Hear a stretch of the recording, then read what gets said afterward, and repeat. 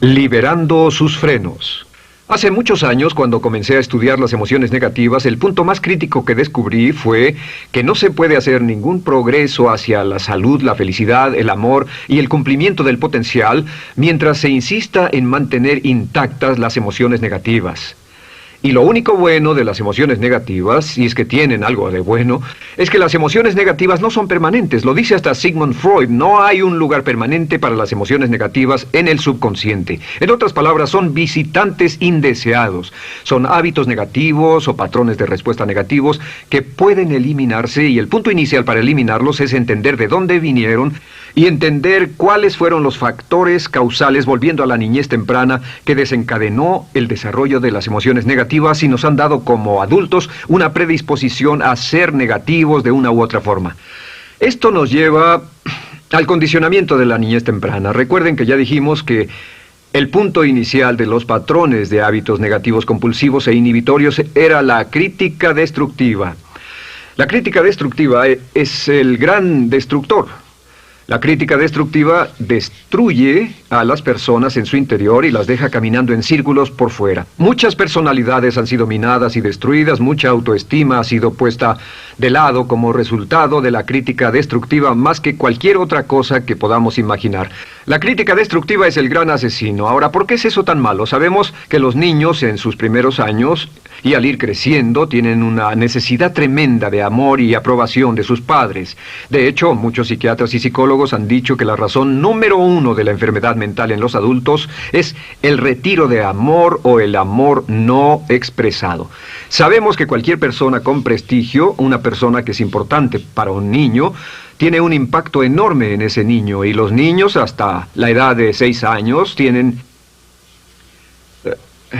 muy poca habilidad para discriminar entre una crítica válida y una crítica inválida. Lo que esto significa es que todo lo que diga un padre o un pariente mayor o una persona mayor, cualquier cosa que diga una persona de prestigio o una persona importante para un niño es aceptada como cierta. Es aceptada como una representación válida de la realidad.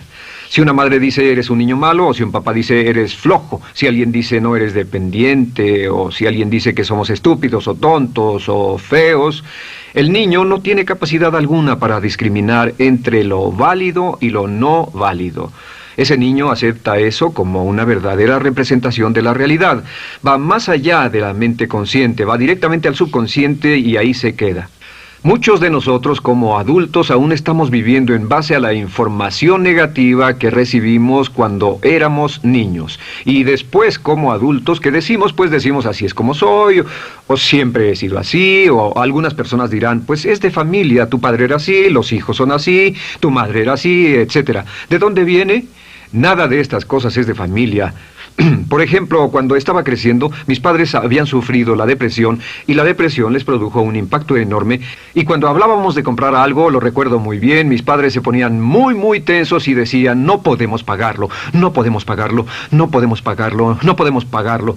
Tenían una mentalidad de carencia, esta mentalidad de no podemos pagarlo toda su vida.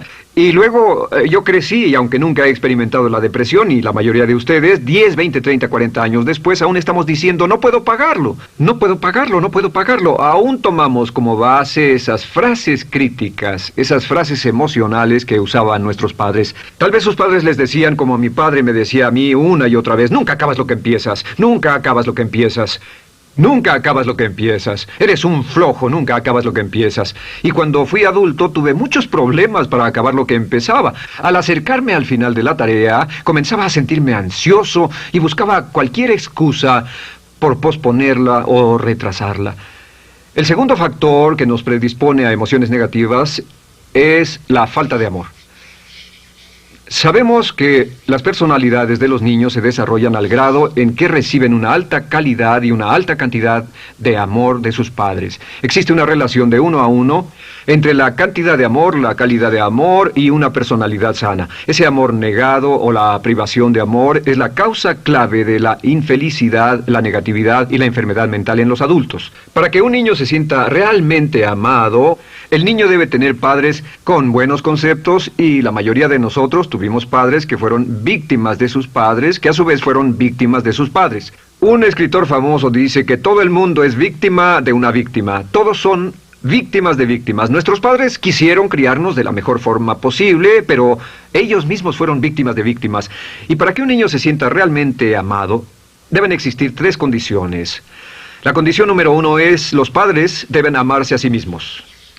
Los padres deben amarse a sí mismos. Recuerden, nunca le podrán dar más amor a otros que el que sienten por sí mismos. Si no se aman a sí mismos, no pueden amar a sus hijos. Si tienen un poco de amor por sí mismos, deben difundirlo en sus hijos. Si tienen poco amor por sí mismos y es absorbido por sus esposos, entonces, a veces, aunque deseen amar a sus hijos, no tienen amor que darles. Sus padres querían amarlos y en muchos casos no tenían amor para darles. Y eso es porque nunca lo recibieron cuando crecieron. El segundo requisito es: los padres deben amarse mutuamente. Para que un niño crezca sintiendo confianza en sí mismo, crezca sintiéndose amado, a salvo y seguro, debe crecer en un ambiente donde los padres se amen. No hay nada que le dé más temor a un niño que crecer en un hogar donde los padres peleen entre sí, donde los padres no se amen, donde haya dificultades, porque el niño siempre tiene una tendencia, primero que nada, ser una víctima, pues al niño se le grita y se le vocifera, y entonces cree que la razón por la que mamá y papá pelean es su culpa. Ahora, una investigación interesante: como hay muchas familias de un solo padre, la investigación interesante muestra que cuando uno de los padres se va como resultado de una separación o un divorcio, los niños que quedan invariablemente están convencidos de que la razón por la que el otro padre se fue se debió a algo que él hizo. Y es importante que si un matrimonio o una relación va a terminar y uno se va a ir, que el padre que se quede les diga a los niños una y otra vez que la razón por la que la relación no funcionó no tuvo nada que ver con ellos. Solo tuvo que ver conmigo y con papá, conmigo y con mamá. No tiene nada que ver con el niño. El niño necesita oírlo muchas veces antes de que se sienta confiado y seguro. Y por supuesto, siempre es mejor que un niño sea criado por un padre que lo ama que por 2 padres que no se aman. Una tercera condición que debe cumplirse si no quiere que exista la falta de amor es que los padres deben amar al niño. Los padres deben amar al niño. Bueno, esto parece muy obvio y muy lógico.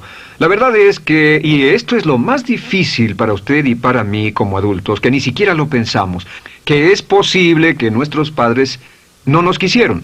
No porque no lo intentaran, querían amarnos y tenían la intención de hacerlo, desde luego, etcétera, etcétera, pero simplemente como tenían conflictos mutuos y problemas sin resolver con sus padres, y sufrieron la guerra y la depresión, tenían que hacer carrera y otras responsabilidades, nunca lo lograron totalmente. ¿Entienden? Esa fue la dificultad. Lo deseaban, pero nunca lo lograron. La única forma en que puede amarse a un niño es pasando una gran cantidad y calidad de tiempo con el niño. Tiempo en gran cantidad y calidad con el niño. 10 minutos al día no bastan. Los niños se consideran valiosos según el grado en que las personas más importantes en su vida pasen tiempo con ellos. Si las personas más importantes en su vida, sus padres, solo pasan poco tiempo con ellos, los niños concluyen que la razón para ello es que tienen muchos defectos, que hay algo esencialmente malo en ellos y que por eso sus padres no pasan más tiempo con ellos. Los niños no piensan con la razón, lo hacen en forma emocional. Solo piensan: mi padre está aquí, me ama, y si no pasa tiempo conmigo, él o ella no me aman. Y si cualquiera de esas 3 condiciones existió o más cuando estaba creciendo, los padres no se amaban a sí mismos, o no se amaban mutuamente, o tal vez no lo amaban porque nunca lo lograron, aunque querían, entonces usted debe haber crecido en conjunción con la crítica destructiva que se llama culpa. ¿Y qué es la culpa? Pues simplemente la culpa es un sentimiento de no valer mucho. ¿De dónde sacamos este sentimiento? Lo obtenemos cuando continuamente gente importante nos critica en nuestra vida y simultáneamente no nos dan el amor que necesitamos. Sentimos que no valemos mucho o que no valemos nada. Y un sentimiento de culpa nos lleva a un sentimiento de falta de mérito, falta de valor y culpa. Y esa culpa, ese sentimiento de falta de mérito, es el mayor problema del siglo XX, la principal fuente de enfermedad mental. Es la fuente principal de los problemas en las relaciones, la fuente principal de enfermedad psicosomática, la fuente principal de la mayoría de los problemas que afectan a nuestra sociedad. Es el profundo sentimiento de culpa y falta de mérito que se expresa o se esconde en los pensamientos o en la actitud: no valgo suficiente, no valgo suficiente. No valgo suficiente. Ya hablamos de la autoestima y de lo importante que es. La autoestima significa me quiero mucho, me quiero mucho, me quiero mucho, me quiero mucho. Las personas que han sido criadas con críticas destructivas durante su vida no solo no se agradan a sí mismas, no sienten que sean lo bastante buenas para nadie, y en muchos casos están llenos de odio por sí mismos. Se odian a sí mismos, se autocondenan o se detestan. Y verán que esto sale en sus conversaciones y sale en sus relaciones con otras personas. Las personas que no se quieren a sí mismas, aunque quieran tener buenas relaciones, simplemente no son capaces de ello. Las personas que piensan que no son buenas para nada siempre lo hacen aflorar, siempre será un problema. Ahora, ¿cuál es la razón principal de la culpa? ¿De dónde viene la culpa? La culpa viene de 3 fuentes negativas: padres negativos, influencias negativas o religión negativa. Una de las 3. Cualquiera de estas 3 usa la culpa. De la culpa se valen y aprovechan, en especial los padres y las organizaciones religiosas, por 2 razones. Una es el castigo. La culpa se usa para castigarnos. Cuando estamos creciendo, el castigar es la forma más fácil de hacer que uno se sienta mal. Nuestros padres nos hacen sentir mal castigándonos físicamente o sermoneándonos o regañándonos. Y el castigo es una forma muy eficaz de irnos conformando o de conseguir que hagamos lo que los demás quieren. La segunda razón por la que se usa la culpa cuando se practica en forma consciente, y algunas organizaciones la practican así, es para tener más control emocional en especial, porque se puede controlar a una persona emocionalmente con culpa y manipular su comportamiento. Hay muchas organizaciones que usan la culpa como una herramienta de control y manipulación. Si puede controlar a las personas con suficiente fuerza y en forma emocional, puede conseguir su dinero, puede conseguir su tiempo, puede conseguir su compromiso, demandar sus recursos, etc. Muchas organizaciones usan la culpa para aplicar un castigo. Muchas organizaciones de caridad que se anuncian por televisión, en especial las de causas benéficas que involucran a niños o a personas incapacitadas, usan un sentimiento de culpa. A usted le va tan bien que debe sentirse culpable por estas personas que sufren. O envíenos algo de dinero y eso se encargará de su culpa por un momento hasta que lo incluyamos en nuestra lista de correo, etcétera. Y la culpa es un estándar. ¿Por qué se usa tan comúnmente? Pues primero que nada porque casi todos nosotros la tenemos en mayor o menor grado. Y número 2, es fácil. La culpa es fácil. ¿Por qué nuestros padres la usan con nosotros? ¿Por qué nuestras madres la usan con nosotros? Nuestras madres pueden controlarnos con la culpa en un cuarto repleto. Nuestra madre puede controlarnos a miles de kilómetros por teléfono. Los padres usan la culpa en sus hijos porque sus padres usaban la culpa en ellos y así sucesivamente. Es lo más fácil. No existe un esfuerzo físico. Puede hacerse con una mirada o de reojo o una palabra. Ya sabe que las personas siempre buscan lo más fácil. Esté alerta. Ustedes han sido criados en un ambiente donde se les ha hecho sentir culpa y casi todos lo vivimos.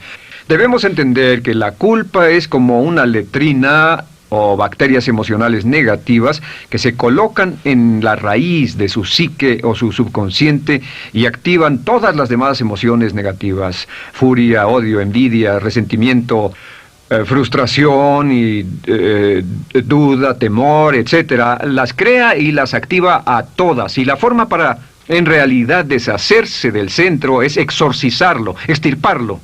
Y es lo que vamos a hacer el resto de esta sesión. Primero, ¿cómo podemos saber si nos criaron con sentimientos de culpa? Bien, a esto le llamamos la manifestación adulta de la culpa. Manifestación adulta de la culpa. Puede saber, probándose a sí mismo, ¿cuánto de esto tiene? Número 1, la manifestación adulta de la culpa es que tiene sentimientos de inferioridad, sentimientos de inadaptabilidad y de no merecer las cosas. No siente que merezca que le pasen cosas buenas. Si una persona ha sido criada con crítica destructiva y se le hace sentir culpa, entonces cuando logra éxito, aún con un tremendo esfuerzo, tiene una tendencia terrible de sentir que no se lo merece. A esto se le llama, por cierto, temor al éxito.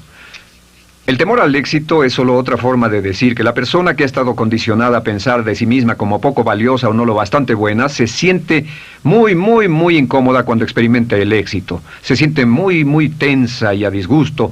Realmente si sienten demasiada tensión, comienzan a aspirar cocaína, a beber demasiado alcohol, se enredarán en comportamientos autodestructivos, tendrán una sensación tremenda de ansiedad, como si alguien fuera a descubrir algo de ellos. Hay un libro en la librería que dice, si me está yendo tan bien, ¿por qué me siento como un impostor? Tienen el llamado síndrome del impostor. ¿Alguna vez ha tenido éxito en algo y la gente ha ido a usted a decirle, vaya, hiciste un excelente trabajo, o eso es maravilloso, aunque haya sido muy duro para usted, y sintió que los demás iban a descubrir, siente como que, es decir, que iban a descubrir que realmente no es bueno, que solo fue un fraude, solo un accidente, y por supuesto es lo que dice, fue coincidencia, fue un accidente, la verdad, no sé ni cómo lo hice. Hacen todo lo posible por huir de ese sentimiento de inferioridad y de no merecer las cosas. Estén muy alertas. La segunda manifestación adulta de la culpa es la autocrítica destructiva. Hay una línea de un gran poeta que dice, aquellos a quienes se les hace mal, hacen mal a su vez. Los niños a muy temprana edad, a veces a la edad de 2 o 3 años, comienzan a menospreciarse, se desgarran, hasta se golpean y se castigan físicamente si se les critica demasiado. Siempre dicen el equivalente de no valgo suficiente o no soy muy bueno, y se castigan a sí mismos. Y la crítica destructiva es un síntoma real de un sentimiento escondido de culpa e insuficiencia. El número 3 es que fácilmente manipuladas por la culpa, las personas pueden jalar sus cordones de culpa en forma muy simple. Realmente vemos que existen 2 tipos de personas en el mundo, los lanzadores de culpa y los receptores de culpa. Invariablemente, estas personas se atraen mutuamente. Y por supuesto el lanzador de culpa es la persona que se identifica con el padre que lanzó la culpa y el receptor es la persona que se identifica con el que atrapó la culpa. Pero los lanzadores y los receptores de culpa se unen, se equilibran perfectamente, se establecen y forman una nueva generación de lanzadores y receptores de culpa. Podemos decir que usted es fácilmente manipulado por la culpa, porque ha estado muy bien condicionado. Su jefe puede tirar de su cordón de culpa, una persona en un autobús puede tirar de su cordón de culpa, una sobrecargo puede tirar de su cordón de culpa. Esté muy alerta a esto. La cuarta manifestación de culpa es que usted la usa. Usa la culpa y culpa a otro generosamente. ¿Por qué? Pues si ha funcionado en usted, la hará funcionar en ellos. Le parecerá que es un intercambio, un trato muy justo. Usa la culpa y la culpabilidad y se convierte en la base de sus relaciones con los demás. Cuando algo sale mal, les echa la culpa a ellos. Algo sale mal, culpa a alguien más. En cuanto hay un problema, busca a quién culpar. Un experimento muy interesante con la cámara escondida hace algunos años, fue que hicieron una plancha de hielo y la pusieron en la acera sin que nadie los viera. No hacía mucho frío, pero lo hicieron y observaron cómo reaccionaban las personas cuando pasaban por ahí, cuando caminaban por ahí, llegaban a esa plancha de hielo, se desequilibraban y se resbalaban, y lo primero que hacían era observar a la persona más cercana a ellos, enojados, verdaderamente furiosos, en otras palabras, buscaban a quién culpar. Y si no había nadie cerca de donde habían caído, se levantaban otra vez, miraban a su alrededor, no había nadie y entonces pateaban el piso, pateaban con fuerza y se iban. Nuestra tendencia natural cuando algo sale mal es buscar a alguien o algo a quien culpar, en especial si nos criaron con una culpa continua. Y la quinta manifestación es lo que llamamos lenguaje víctima. Ahora recuerden que hablamos sobre la ley de concentración. Dice, lo que siembras cosecharás. También dice, si usas lenguaje de víctima, mantienes viva la culpa, la refuerzas, la edificas, la cultivas, la utilizas. El lenguaje víctima es lenguaje como no puedo, no puedo, no puedo. Cuando dice no puedo, no puedo, no puedo, envía un mensaje a su mente subconsciente y la mente subconsciente comprende que está inhabilitado, que no tiene control, que es una víctima. Y cuando desea poder hacer algo, su mente subconsciente retroalimenta su mensaje y dice no puedes, no puedes. Y lo segundo que dice es tengo que, y otra vez no tengo control, no estoy a cargo. Pero existe otra expresión del lenguaje víctima que debemos evitar, y es esta, trataré. Trataré, sea lo que sea, trataré. ¿Qué significan las palabras trataré? Pues déjenme decirles qué significan. Significan voy a fracasar y lo digo anticipadamente para que no me vengan con represalias. En otras palabras, dice trataré de llegar a tiempo, pero lo que está diciendo es tal vez llegue tarde y no pueden reclamarme porque dije que trataría. Cuando una persona dice trataré, está disculpando su fracaso por anticipado. Si fuera al doctor y el doctor lo examinara, lo auscultara y le dijera, pues está en pésimas condiciones, tendremos que intervenir, debemos llevarlo al hospital ahora mismo, me sorprende que haya llegado aquí. Usted dirá, bueno doctor, espero que haga un buen trabajo. Y él dice, trataré. Si él dice eso, usted seguramente buscará otro médico. O si va a un abogado. Lo culpan de algo y va a un abogado y le presenta su caso y dice, oiga, va a defenderme, y él dice, trataré. ¿Qué está diciendo? Está diciendo, escuche, he estudiado el caso y por lo que veo no hay mucha esperanza, pero lo tomaré de todos modos. Trataré son los que tratan de conseguir que les pague por anticipado. Otro juego de palabras que no debe usar. Por cierto, con respecto a trataré, lo que debe decir es lo haré o no lo haré. No trataré. Si alguna vez en nuestro negocio, tenemos un negocio muy activo, si llamamos a alguien y le pedimos alguna cosa o algún trabajo y dice trataré de conseguirlo para el viernes o trataré de terminarlo a tiempo, al instante sabemos que lo que quiere decir es que quiere sentirse libre, no comprometerse. Así que nunca dejamos que nadie se vaya con un trataré, debe ser hecho o no, y queremos obtener una seguridad. Si hace falta, nosotros lo hacemos. Cuando dicen trataré, lo que están haciendo es que se están lavando las manos. Esté alerta, la otra palabra es desearía. Dicen que un deseo es una esperanza o una meta sin energía detrás. Desearía. ¿Qué significa un deseo? Desearía significa que me gustaría tener algo, pero sé que nunca lo podré tener. Cuando dice desearía bajar de peso, ¿qué significa? Las palabras no dichas son, pero sé que no puedo. ¿Por qué no? Por las excusas que tiene y el metabolismo que tiene y los problemas, etcétera. Siempre hay razones por qué debe salir, etcétera. Desearía dejar de fumar, desearía estar en forma. Desearía, desearía, desearía. Cuando usa la palabra desearía, le muestra al subconsciente que esto es algo que no cree que le sea posible lograr o adquirir. Entonces el subconsciente descarta completamente esto como meta y no le da energía, ni motivación, ni impulso, ni deseo de lograrlo. Así que esté muy alerta al lenguaje víctima. Esté alerta a la expresión sí, pero. O lo haría, sí, pero. Alguien le dice, haga esto, y usted dice, sí, pero. La palabra pero, por cierto, es el gran borrador. Si una persona le dice, podría incrementar sus ingresos o incrementar su rendimiento, ser una persona mejor o más feliz o bajar de peso o lo que sea, no importa. Y usted dice, sí, pero. Lo que está diciendo es que está borrando toda la aseveración que ha dicho antes. Manda un mensaje a su subconsciente que dice, no hay posibilidad. Y no hace esfuerzo, no otorga energía, no ejerce capacidad alguna hacia el logro de esa meta. Y las personas que han sido criadas con culpa tienen 5 cualidades o 5 manifestaciones de adultos. Una es que se sienten inferiores, se sienten inadecuadas, sienten que no merecen que les pasen cosas buenas. Estén muy alertas a eso. El número 2... se autocompadecen continuamente, usan la autocrítica destructiva. El número 3, usan la culpa y la culpabilidad en ellos y en otros. El número 4, son manipuladas por la culpa. Y número 5, usan lenguaje víctima. Así que, ¿cómo nos deshacemos de la culpa? ¿No es sorprendente cómo se aclara esto? Este pizarrón, todo se borra. Tengo una varita mágica cuando me voy a sentar al escritorio. Entonces, ¿cómo nos deshacemos de la culpa? Para deshacerse de la culpa...